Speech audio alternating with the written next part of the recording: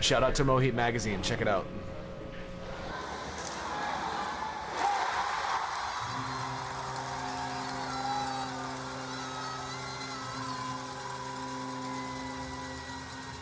I'm in the domain of the Director of Communication for the Flint Firebirds. This is Mr. Gardner here. How you doing? Good to see you. Great. And I appreciate you taking the time for the interview today. And we're in your domain right now. That's right. And in a short while, I'll give you the view that we have here.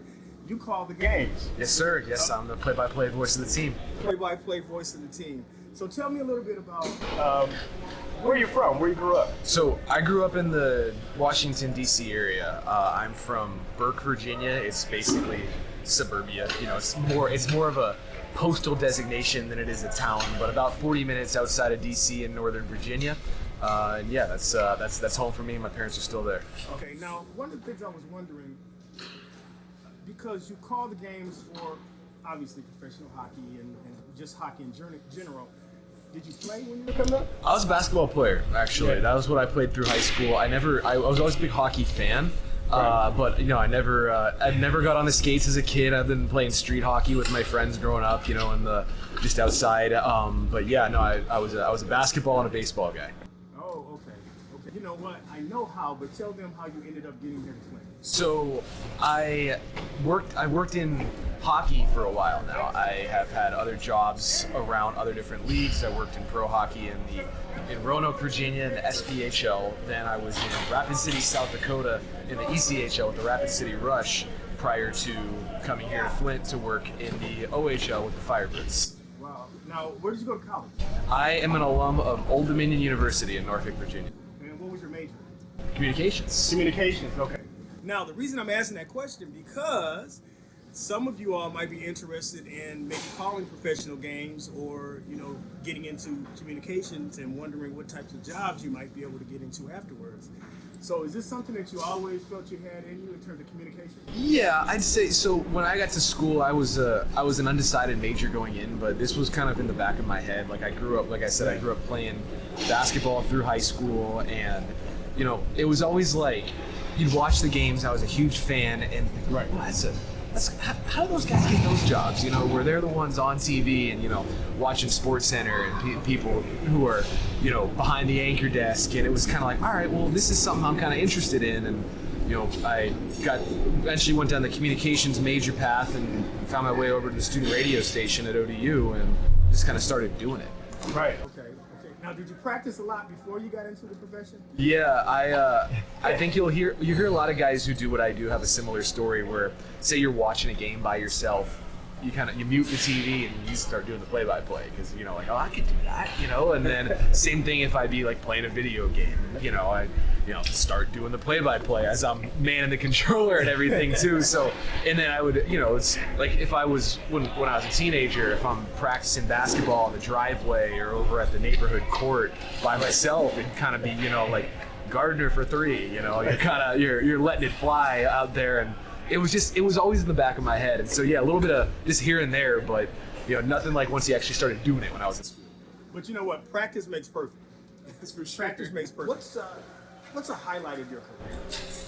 Highlight of my career? Let's see. I mean, it's funny because there's games that you remember. There's moments that you remember.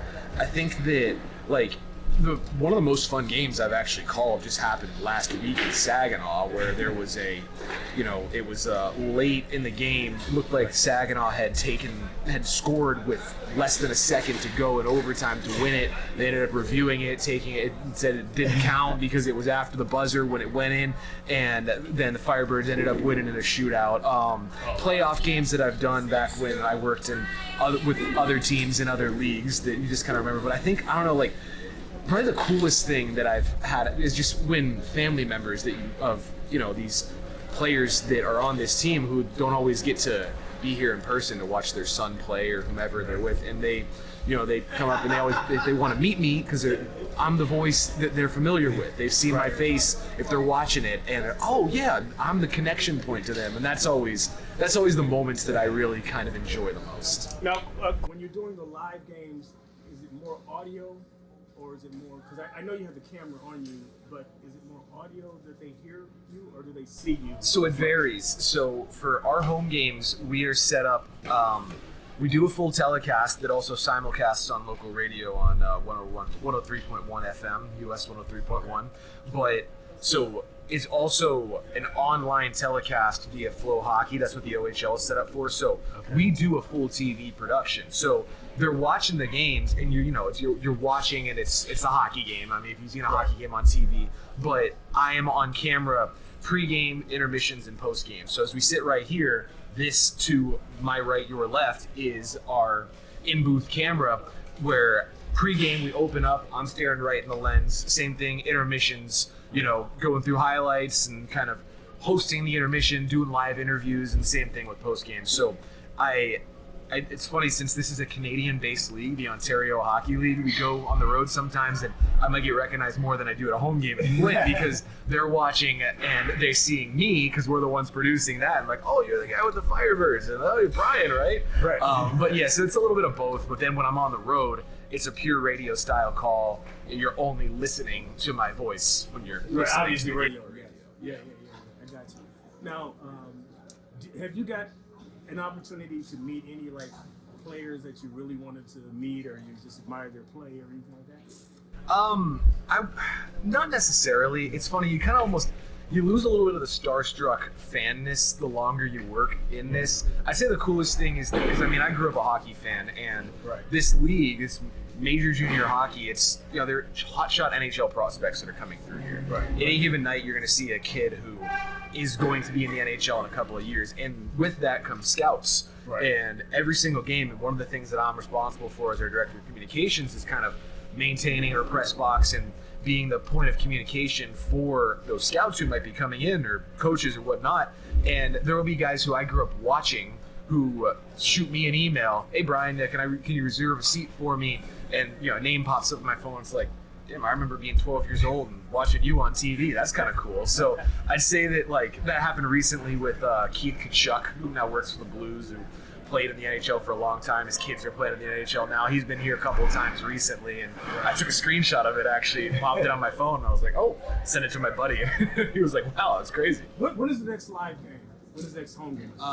This upcoming Saturday and Sunday, so the 25th and the 26th. Okay, so that's the time we're going to have the photographer. For the 25th, yeah, we'll get some of our guys to take some photos and video.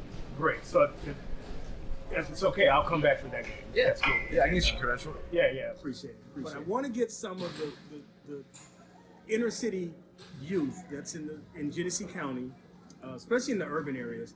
I want to get some of them to come to a game and get an opportunity to see a game live, meet some players, and just get a feel for it. I think it would be a great thing if we could make that happen.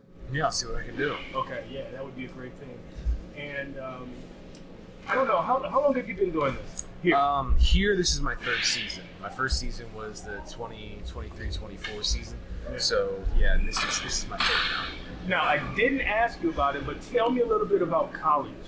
In college, did you have an opportunity? Well, you didn't know that you were going to be, calling professional hockey, right? Yeah. So, college is actually when I got my first foray into hockey. So, at ODU in Norfolk, Virginia, which is near Virginia Beach, if you're not as familiar with. I've been to Virginia Beach. Yeah. So it's not far from there. So there is at the time it was an AHL team, which is like AAA kind of level pro hockey, one step below the NHL. They now have a team in the ECHL, which is like AA level hockey, which I used to work in before I came here. And that I interned with them when I was a senior, basically, because I knew that hockey was something that I was interested in, that I might want to kind of pursue working in hockey and hockey play-by-play.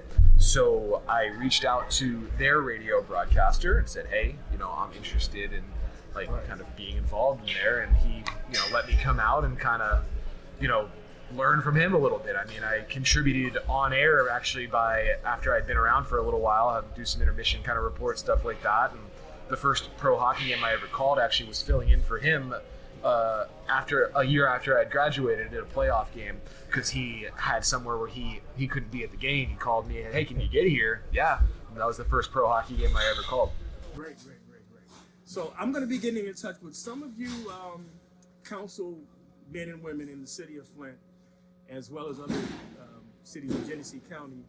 And we're going to try to get together and we're going to try to make this marriage work, because I need to get some of the kids, the inner city kids. I'm not just doing it in hockey, I'm doing it in basketball, and I'd like to do it. It's a little bit late for the season for NFL for me right now, getting that contact, but I want to make that happen. And I really appreciate you taking the time. Happy to do it. Okay, thanks a lot, Brian. Of course.